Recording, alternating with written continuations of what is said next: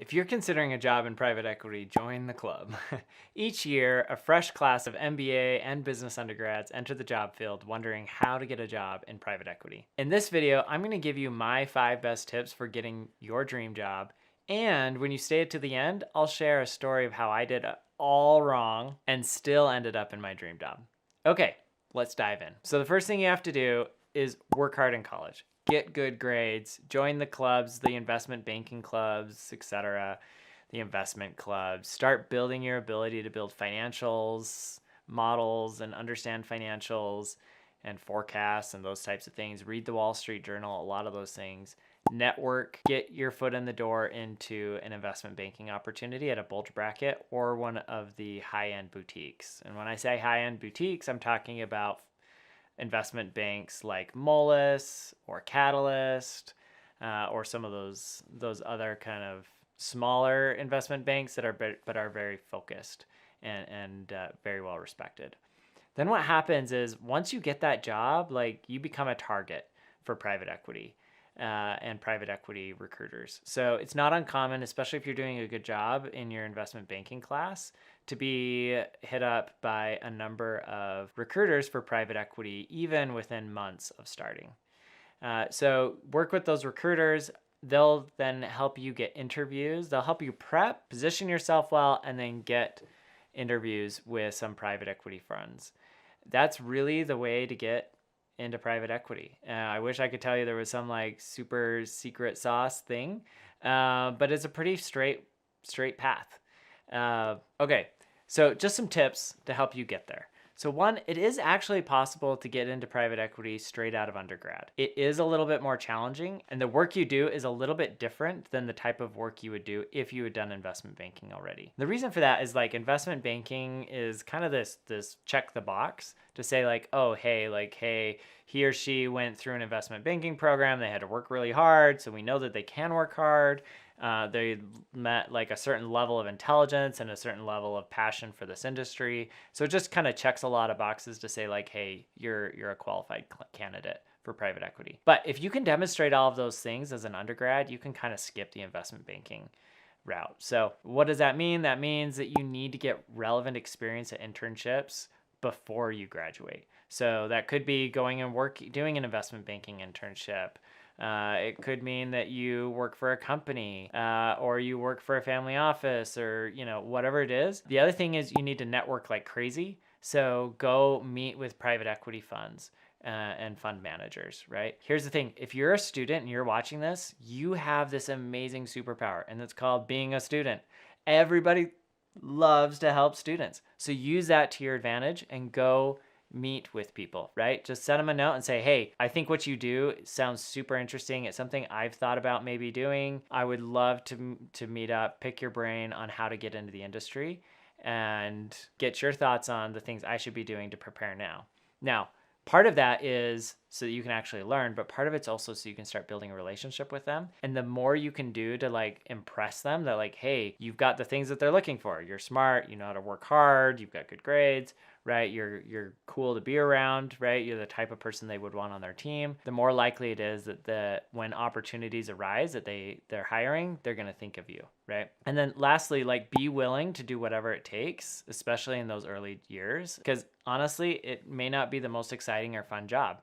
You might be smiling and dialing for deal flow where you're on a phone every day and you are calling entrepreneurs and founders and CEOs of companies to learn about their business and then pitch them on why they should consider raising money or being acquired by the private equity firm that you work at. It's very much a sales job.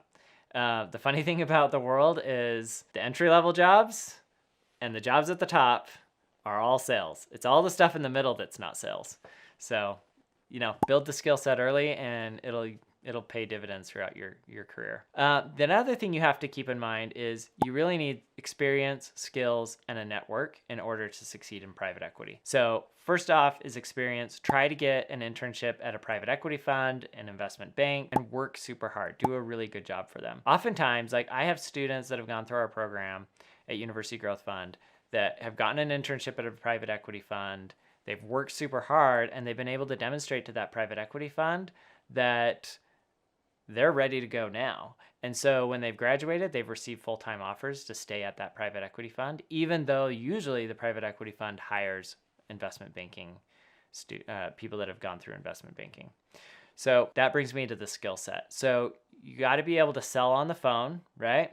I was talking about smiling and dialing. So you have to be able to build relationships with CEOs and entrepreneurs quickly and get them kind of to trust you so you can have an engaging conversation and learn what you need to know about the business, as well as sell them on why they should even have a conversation with you.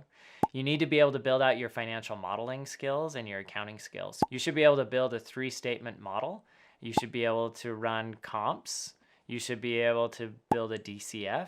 And if these things that I'm talking about sound very alien to you, go Google search them, go watch some of my other videos where we talk about them. But you need to learn kind of those skill sets, and then you need to practice as much as possible. So I'm a big proponent of just getting reps and working on getting as many reps as you possibly can. The last thing is you need to go out and network. So all the experience and skills in the world won't matter if they don't know who you are. Build your network and get warm intros any way you can. So some tips on getting warm intros. Talk to people that went to your same school. Talk to people that have a similar interest. Talk to people that went to came out of the same community as you did. Whatever it is, talk to your friends of friends. Talk to family members that know people. Like, if you can get a warm intro, then you can have a meaningful conversation with these people, and they'll kind of let their guard down and engage with you. And so the more people you know, the more opportunities that can arise. Another piece of advice is find an angle, find an edge. Find some way in which you have a distinct advantage. So I'll give you an example. Lots of PE firms, probably almost all PE firms, are desperate for diverse talent. And when I say diverse talent, I'm talking people that are Black, brown, Latinx, LGBTQ+, like anything at the end of the day that's not white male. Because they're getting a lot of pressure from their investors to have a more diverse management team and investment team. So if that describes how you identify yourself, then you might actually have an advantage. Use that to your advantage, right? Maybe you have a skill that's super unique, or maybe you're super passionate about an area that others don't know much about. Even though it's not private equity, I have one student that's a good friend of mine who went super deep into crypto.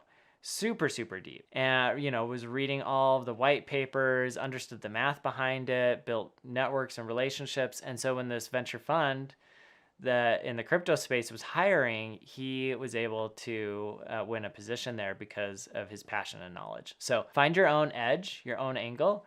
It could be that you go super deep. It could be that you have unique access to certain types of companies or a certain understanding, like whatever it is, or maybe you've got a certain background that the private equity funds are looking for. Find your edge. And then the last thing is, I would say, consider starting your own fund or starting a search fund.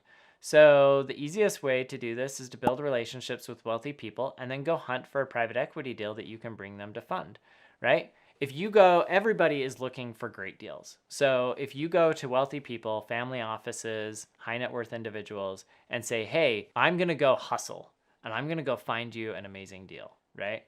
Then they'll probably be willing to chat with you, right? Because what does it hurt them? If you come to them with an amazing deal, then that's a win for them and they can make a lot of money. And if you come to them with a crappy deal, then they don't do it. They don't invest and they didn't lose anything, right? So it can be an easy way for you to go out and start building relationships and building your own track record. And you can do that through search funds. You can do that through SPVs, single purpose vehicles. There are a lot of different avenues that way. Okay, but to be honest, I didn't really do any of these things. I didn't do investment banking really. I did a little internship at Citi, but I didn't do a full-time investment banking job. I have done a bunch of networking, but I didn't do a lot of these things. But I'm still in a job that I love in the general realm of private equity. So here's how I did it. So when I was in college, there was this fund called University Venture Fund. And it was an $18 million fund designed to give students exposure to the world of venture capital. I got involved as a student and I just fell in love. I poured my heart and soul into that internship and was super engaged in everything that we were doing. I was helping redesign stuff, build stuff, recruit students, train other students, mentor students, Like I just loved it and I was all in. And because of that, like I didn't do like 50 other internships like some people. I just like poured everything into UVF. And the benefit of that was I was able to go a lot deeper than other students were able to. I was able to add a lot more value to the organization. And so when I graduated, I was offered a position to stay on and keep doing, frankly, all the things I was already doing. And I know lots of other people that have had similar pathways. I have a good friend that did that with a venture fund up in Idaho. He called them up and he was like, I want to intern for you. And they're like, we don't have an internship program. And he's like, I'll work for free. I don't care. He's like, I just want the experience and I will work super, super hard for you. And they were like, he finally just wore him down. And they said, fine, you can come work. We're not paying you anything, right? Like, whatever. So he came on and he worked incredibly hard. And by the end of the summer, they were like, crap, we don't want to lose you because you've actually added a tremendous amount of value to our organization. And they ended up making him an offer to stay on with them part-time. And then when he graduated, a full-time offer. And that led to other opportunities to work at Techstars and a bunch of other things. And so I think honestly, like you can go about it like having tons of internships, or you can have one and you can go super deep and add a ton of value to that internship and have real impact.